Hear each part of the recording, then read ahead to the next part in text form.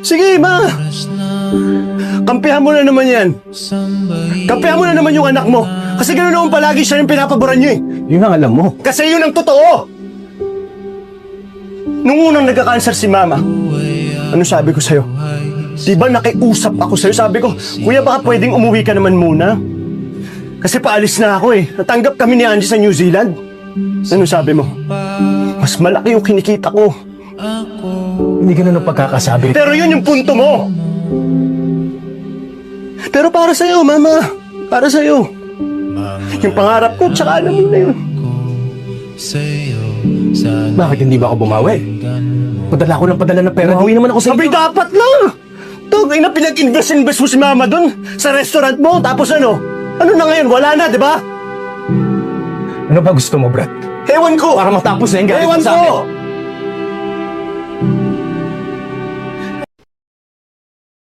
Kuya, Di ba pareho tayong genius? oo naman. Pero sana ako itatanong sa'yo eh. Ano yan? Yung tungkol sa bolo ni Andres Bonifacio. Bolo ni Andres Bonifacio? Alam mo kuya, misconception yun na bolo ang ginagamit niya. Dahil ayon sa research, hindi naman talaga bolo ang weapon of choice ni Bonifacio. Mas gusto niya daw gamitin yung revolver ng tatay niya. Revolver? Siguro naman may bolo siya. Siguro naman meron. Teka kuya, bakit ba masyado kang interesado sa bolo ni Bonifacio?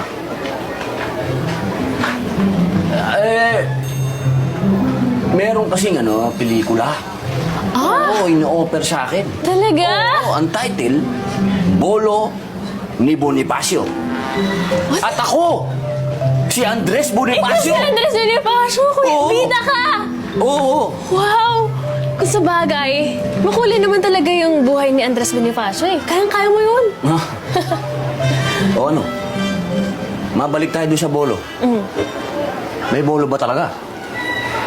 Ewan ko, kasi pagkatapos ng Tejeros Convention, kung saan tinanghal na bagong Pangulo si Emilio Aguinaldo, napunta raw si Andres Bonifacio at yung mga kasama niya dun sa Limbon, Indang, Cavite. Cavite?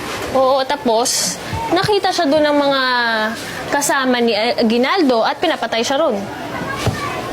Pinapatay? Abay, bakit? Kasi nga, ayaw kilalanin ni Bonifacio yung resulta ng election, kaya chinarge siya for treason. Ayun, pinapatay siya kasama ng kapatid na si Procopio sa paanan ng Bundok Buntis. May nagsabi na sa hasyenda daw sa Hulog, at may mga nagsasabi naman din daw na sa Mount Nagpatong ginawang execution. Isang range kasi yan sa Maragondong eh.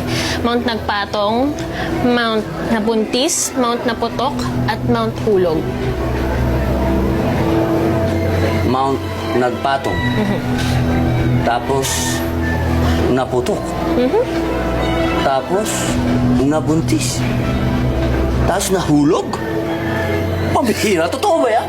Totoo yun, no? Meron nga monumento doon sa Mount Nagpatong kung saan sinasabi nila na yun daw yung official na lugar kung saan natagpuan nila yung mga buto ni Andres Bonifacio noong 1952.